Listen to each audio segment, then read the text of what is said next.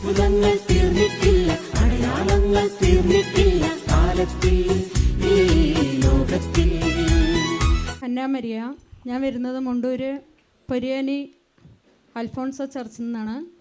എനിക്ക് പറയാനുള്ളത്, എനിക്കൊരു പരിചയമുള്ളൊരു കുട്ടിയുണ്ടായിരുന്നു, ഗായത്രി എന്നാണ് അവളുടെ പേര്. അപ്പോൾ അവളുടെ അമ്മ ഒരു ദിവസം വീണ്, അവർക്ക് ഓർമ്മ നഷ്ടപ്പെടുന്നൊരു രോഗം ഉണ്ടായിരുന്നു ഈ അമ്മയ്ക്ക്. അപ്പോൾ അവരുടെ വീട്ടിൽ നിന്ന് ഒരു ദിവസം ആ അമ്മ വീണ് ഇടുപ്പിൻ്റെ ഇവിടെ ഓപ്പറേഷൻ കഴിഞ്ഞ് കിടപ്പിലാണ്. അപ്പോൾ ആ കുട്ടിയെ പരിചയപ്പെടാൻ ഞാൻ ഇടയായി. അവരുടെ വീട്ടിൽ പോവുകയും ചെയ്തു.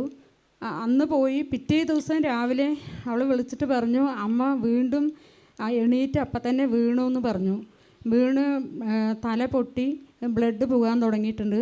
പിന്നെ അങ്ങനെ അവർ ആംബുലൻസിൽ ആശുപത്രിക്ക് കൊണ്ടുപോകുമ്പോൾ എന്നെയും വിളിച്ചിട്ടുണ്ടായിരുന്നു. ഞാൻ അവരുടെ കൂടെ പോയി അവിടെ അഡ്മിറ്റ് ചെയ്തു. അപ്പോൾ ഡോക്ടർ പറഞ്ഞു 48 മണിക്കൂറിൻ്റെ ഉള്ളിൽ ഈ തലച്ചോറിന് അടുത്തായിട്ടാണ് ഈ ബ്ലഡ് ഉള്ളിലാണ് പൊട്ടിയിട്ട് പോയിക്കൊണ്ടിരിക്കുന്നത്.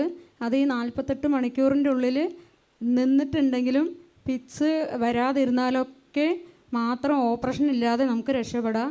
അല്ലെങ്കിൽ ഇത് ഈ ബ്ലഡ് നിന്നിട്ടില്ലെങ്കിൽ തലയ്ക്ക് ഓപ്പറേഷൻ എന്തായാലും ചെയ്യേണ്ടി വരുമെന്ന് പറഞ്ഞു. അപ്പോൾ അവൾക്കും ഭയങ്കര ടെൻഷനായി. പിന്നെ അവൾ ആദ്യം കോൺവെൻറ്റിലേക്ക് നിന്ന് പഠിച്ച കുട്ടിയാണ്. ഈശോയെ അറിയ ജോമാലയൊക്കെ ചൊല്ലിയിട്ടെന്ന് എൻ്റെ അടുത്ത് നേരത്തെ പറഞ്ഞിട്ടുണ്ടായിരുന്നു. അപ്പോൾ ഞാൻ പറഞ്ഞു, നിനക്ക് ഈശോയിൽ വിശ്വാസമുണ്ടോ, സത്യമായും പൂർണ്ണമായും വിശ്വാസമുണ്ടോ ചോദിച്ചു. അപ്പോൾ ഉണ്ട് ചേച്ചി പറഞ്ഞു. അപ്പോൾ എന്താ, ഞാൻ നിനക്കായിട്ട് ഞാൻ പാലക്കാട് ഇവിടെ സെയിം ടൗൺ മിനിസ്ട്രിയിൽ പ്രാർത്ഥിക്കാൻ പോകുന്നുണ്ട് ചൊവ്വാഴ്ചകളിൽ. അപ്പം ഞാൻ നാളെ എന്തായാലും അവിടെ പോയിട്ട് നിനക്ക് വേണ്ടി മധ്യസ്ഥം പ്രാർത്ഥിക്കാം. നിൻ്റെ അമ്മ ഓപ്പറേഷൻ ഇല്ലാതെ ഇവിടെ വന്നിട്ടുണ്ടെങ്കിൽ തിരിച്ച് ഡോക്ടർ അയച്ചിട്ടുണ്ടെങ്കിൽ ഞാൻ അവിടെ സാക്ഷ്യപ്പെടുത്താൻ നിനക്ക് വേണ്ടിയിട്ടെന്ന് പറഞ്ഞു. ചേച്ചി തീർച്ചയായും നിങ്ങൾ ചെയ്യണം എന്ന് പറഞ്ഞു. ഞാനപ്പോൾ കഴിഞ്ഞ ചൊവ്വാഴ്ച ഇവിടെ വന്നു. ഇവിടെ ഓഫീസിൽ മധ്യസ്ഥ പ്രാർത്ഥനയ്ക്ക് ആവശ്യപ്പെട്ടു പ്രാർത്ഥിക്കാൻ. ഈ കാര്യങ്ങളൊക്കെ പറയുകയും ചെയ്തു.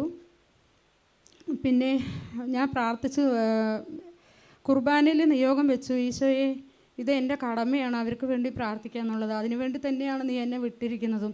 ഞാൻ എൻ്റെ കടമ മാത്രം ചെയ്യണം, നീ പ്രവർത്തിക്കണേ ഈശോയെ, നിൻ്റെ നാമം മഹത്വപ്പെടണം എന്ന് പറഞ്ഞു അങ്ങനെ പ്രാർത്ഥിച്ചു. എന്നാലും ഞാൻ ഇവിടെ നിന്ന് എല്ലാം കഴിഞ്ഞ് ഇറങ്ങുമ്പോൾ എൻ്റെ മനസ്സിൽ ഒരു അസ്വസ്ഥത ഉണ്ടായിരുന്നു. ഞാൻ വീണ്ടും അവളെ വിളിച്ച് ചോദിച്ചു, നിനക്ക് പൂർണ്ണമായിട്ട് ഈശോന് വിശ്വാസം ഉണ്ടോ എന്ന് ചോദിച്ചു. എനിക്ക് അപ്പോൾ അവൾ പറഞ്ഞു, എൻ്റെ വീട്ടിൽ ഭർത്താവിനും അവർക്കൊന്നും വിശ്വാസമില്ല, എനിക്ക് വിശ്വാസമാണ് ചേച്ചി പറഞ്ഞു. ശരി, ഞാനെന്നാൽ ഇവിടെ നിനക്ക് വേണ്ടി നിയോഗം വെച്ചിട്ടുണ്ട്, ഒന്നും കൊണ്ടും പേടിക്കേണ്ട, ഇത് ഈശോ നിനക്ക് ഇടപെടും, ഓപ്പറേഷൻ ഇല്ലാതെ വരുന്നു പറഞ്ഞു. അതേപോലെ തന്നെ 48 മണിക്കൂർ കഴിഞ്ഞു. ഡോക്ടർ പറഞ്ഞു ആ അമ്മയ്ക്ക് ബ്ലഡ് നിന്നു. പിറ്റേ ദിവസം തന്നെ അതിനുള്ള ഒരു ഇത് കാണാൻ തുടങ്ങി, പോസിറ്റീവായിട്ട് ബ്ലഡ് നിന്നു, ഓപ്പറേഷൻ ഇല്ലാതെ ആയി അമ്മയെ. അവർ പറഞ്ഞു ഫിസിയോതെറാപ്പിയൊക്കെ ചെയ്യേണ്ടി വരും, കുറേ ദിവസം കൂടി കിടക്കേണ്ടി വരും എന്നൊക്കെ പറഞ്ഞതാണ്. പക്ഷെ ഒന്നും വേണ്ടേ വന്നില്ല. പിറ്റേ ദിവസം തന്നെ ഡിസ്ചാർജായി. വൈകുന്നേരം 8 മണിയാകുമ്പോഴേക്ക് വീടെത്തി എന്നെ വിളിച്ചു പറഞ്ഞു, ഞാനിവിടെ ഈശോൻ്റെ നാമത്തിൽ ദൈവത്തിനെ മഹത്വപ്പെടുത്തുന്നു, ഈശോയെ നന്ദി.